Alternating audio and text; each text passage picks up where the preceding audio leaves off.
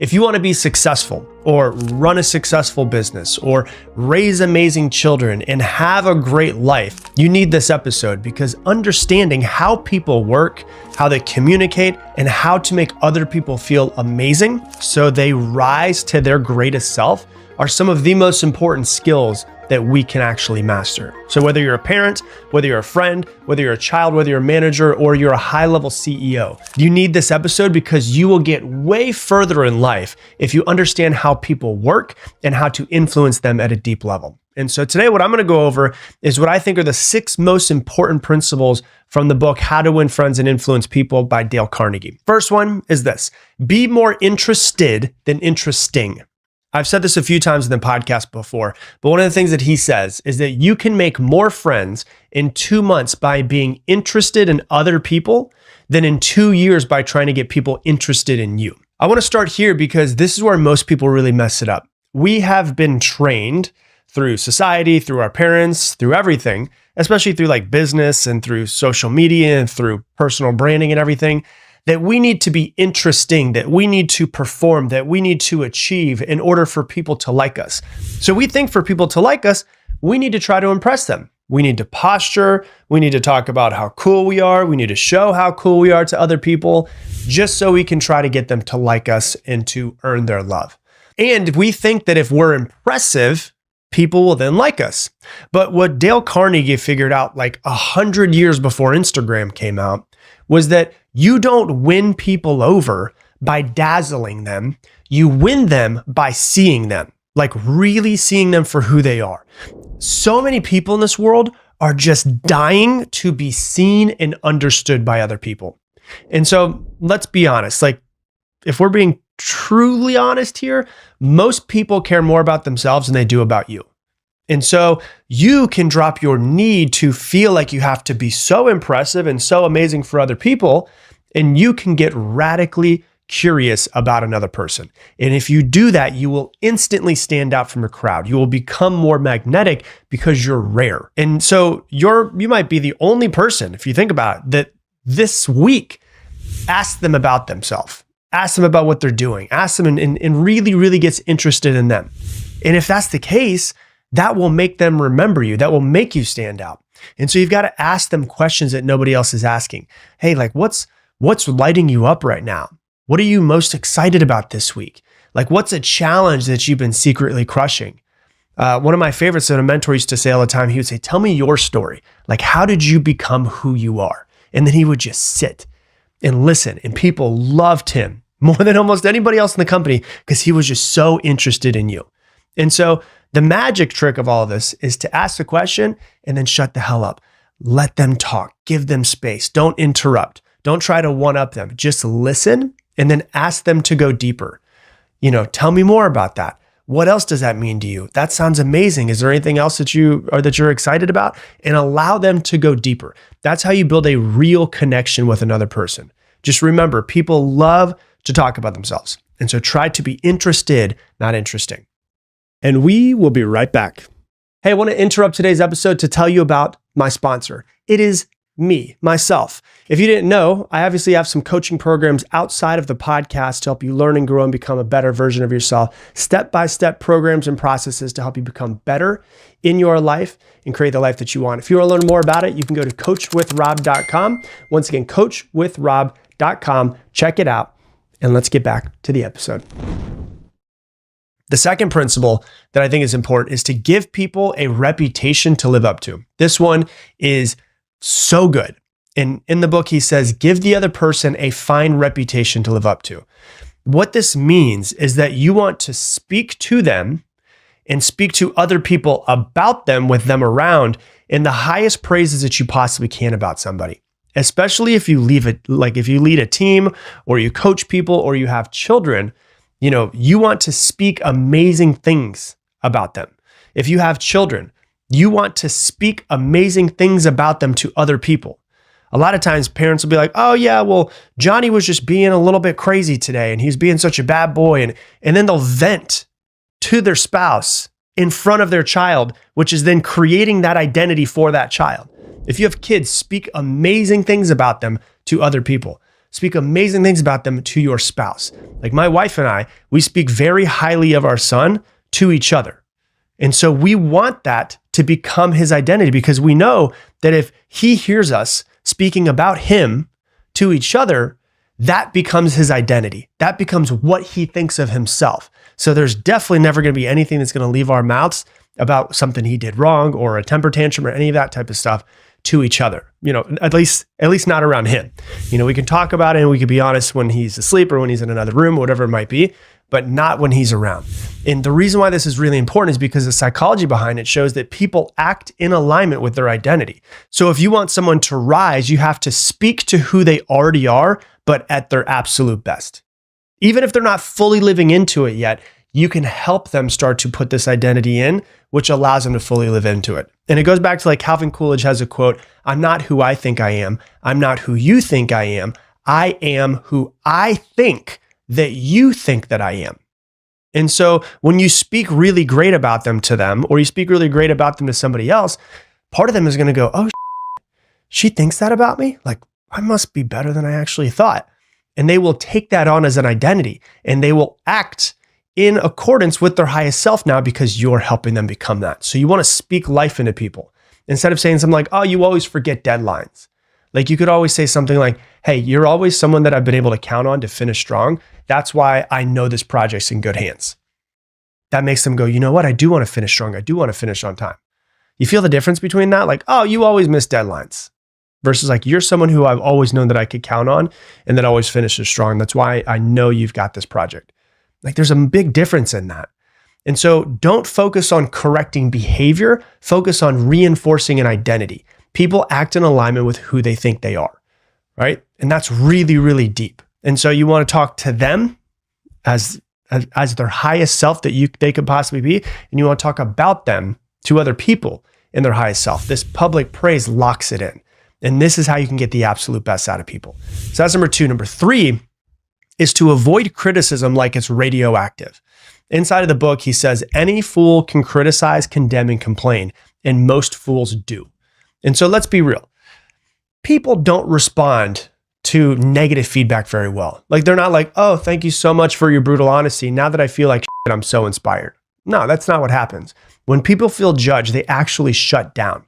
Their nervous system goes into defend, deflect, disappear mode. And neuroscience studies actually show that criticism triggers the same patterns in the brain as physical pain. So if you're wondering why your feedback isn't working, it's probably because you're using the hammer when you should be using a hug with most people. And I know this isn't the way most of us were raised, especially by parents or by managers or by leaders, but this is really important.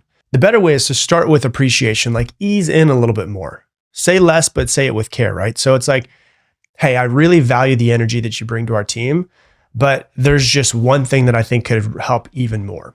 You can do that. Or another thing you could do is if somebody has something they keep doing that you want them to stop doing, don't make it their identity. Talk about the behavior, not the person, right? So like the wrong way of criticizing the person would be like, "You're so unreliable." See, that's an identity. "You're so unreliable. I cannot count on you to finish anything on time." The right way of doing it, which would be criticizing the behavior, is, "Hey, I noticed the project didn't get turned in the way that we expected. What do you think got us this project turned in late? Like you're someone I've always seen as dependable. So let's figure out what happened so we can make sure it doesn't happen again." Does that sound good? You're criticizing the behavior, not the person. The wrong way, criticizing the person would be like, "You're so rude." See, that's directly at the person. "You're so rude. You always interrupt and take over the conversation." The right way, which is criticizing the behavior, would be like, "Hey, listen, I've noticed that we're in meetings, like you tend to get really excited and jump in really quickly before others have shared. I know you're super excited to contribute, but would you be open to maybe pausing a little bit more so everyone else can get a chance to weigh in?" And so you got to remember, the correction only works if this relationship feels safe. And if you're just criticizing and immediately going at people, it's not going to feel safe. And so you want to build safety first, and then the influence will be able to follow there. Okay, so that's number 3. Number 4 is to let it be their idea. This is one thing that I learned really early on in managing people. And what he says inside of the book is let the other person feel like the idea is theirs. Listen, if you're managing people, do you want it to get the credit or do you want the change? Whether that's business, whether that's family, whatever it might be, You don't want the credit. What you want is the change. You don't have to have such a big ego that you're like, hey, I want to make sure it's my idea and everybody knows it was my idea. The reason why you want it to feel like it was their idea and for them to take ownership of it is because people are 10 times more committed to ideas that they feel like they have ownership of and they feel like was their idea. So instead of saying like, hey, here's what we should do and trying to tell people what to do, try asking them, like, what do you think we should try next? If you had full control over this, what would you change? It works in sales, it works in leadership, it works in parenting, it works in all aspects. People, when they feel like they have co-created the solution, they will stick to following through much more, like 10 to 15 times more in most studies, right? So the reason why is because they believe it's their idea and their idea they want to follow through on.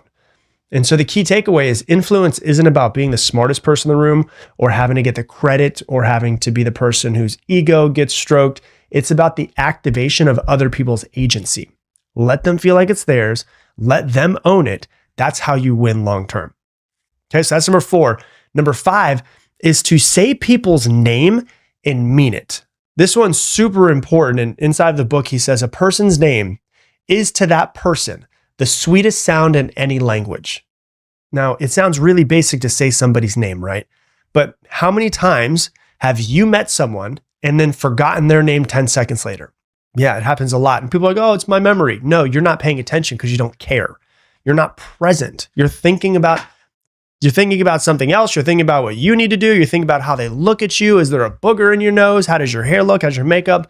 How you're being viewed, right? You have to be able, this is something that was taught to me when I was in my early 20s in management. You have to memorize people's names. You will stand out so much more if you memorize people's names. If at the end of a conversation, right after meeting somebody, you say, hey, Sam, it was really nice to meet you. They'll be like, oh, wow, he remembered my name. But it's not just about the name. The name is important. What it shows that you are present. It shows that you respect this other person. It shows that they are being seen by you. And so in a world that's full of distraction, where people are scrolling all the time and half listening and half showing up, when you stop and lock in with somebody and you say something like, hey, Jasmine, thank you for that. Or you say something like, Tom, you crushed the meeting today. It lands. And your brain actually lights up more and your attention shifts when you hear your own name. So their presence is going to be drawn to you like a spotlight when you use their name.